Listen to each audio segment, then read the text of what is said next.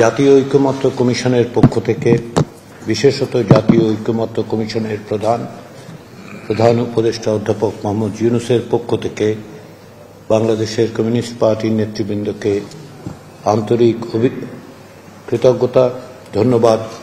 আপনারা আমাদের আহ্বানে সাড়া দিয়ে আলোচনার জন্য এখানে উপস্থিত হয়েছে। আমাদের পক্ষ থেকে 6টি সংস্কার কমিশনের প্রতিবেদনগুলো আপনাদের কাছে পৌঁছে দেওয়া হয়েছিল।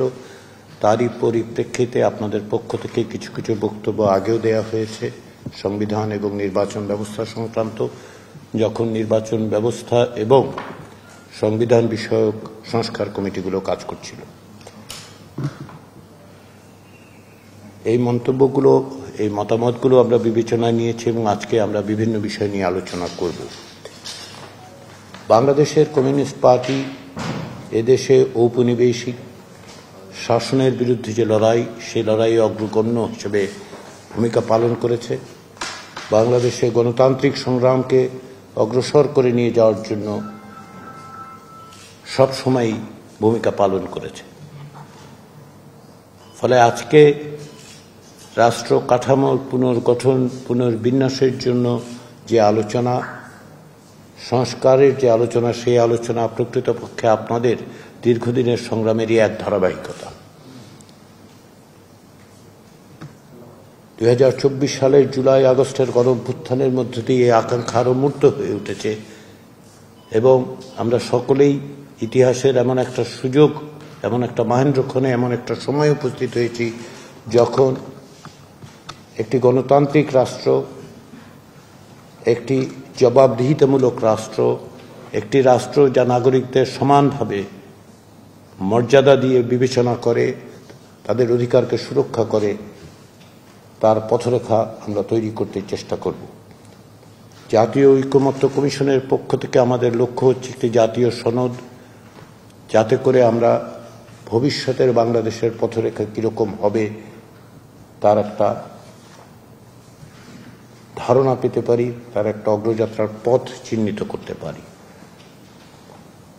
সেই লক্ষ্যকে সামনে রেখেই আমরা অগ্রসর হওয়ার চেষ্টা করছি এবং বিভিন্ন রাজনৈতিক দলের সঙ্গে আমরা আলোচনা করছি।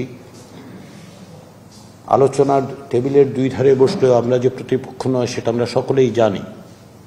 আমাদের সকলের লক্ষ্য এক, যে লক্ষ্যে বাংলাদেশের কমিউনিস্ট পার্টি দীর্ঘদিন যাবৎ একটি ঐতিহ্যবাহী রাজনৈতিক দল হিসেবে যে সংগ্রাম করেছে, তারই ধারাবাহিকতা এটি।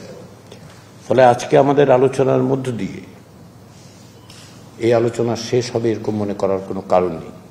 এটা একটা দীর্ঘ সংগ্রামের পথ, যে সংগ্রামের পথে আপনারা দীর্ঘদিন যাবৎ আছেন, বাংলাদেশের নাগরিকরা আছেন, বাংলাদেশের মানুষ লড়াই করেছেন এবং এখন এই কাঠামোগত পরিবর্তনের জায়গাগুলোকে আরও সুনির্দিষ্ট করা এবং সেগুলি বাস্তবায়নের পথ খুঁজে বের করাটাই হচ্ছে আমাদের কাজ।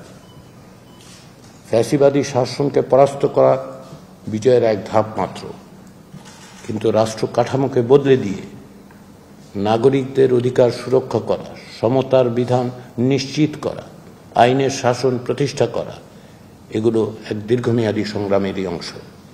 সে জায়গায় বাংলাদেশের কমিউনিস্ট পার্টি নিবেদিত হিসেবে দীর্ঘদিন ধরে যে সংগ্রাম করছে, সেই সংগ্রামেরই ধারাবাহিকতায় আমরা এই আলোচনা অব্যাহত রাখবো, এই প্রচেষ্টা অব্যাহত রাখবো। সেক্ষেত্রে আপনারা আমাদের সাথে আলোচনায় এসছেন, সেই জন্য আবারও আন্তরিক ধন্যবাদ জাতীয় ঐকমত্য কমিশনের পক্ষ থেকে।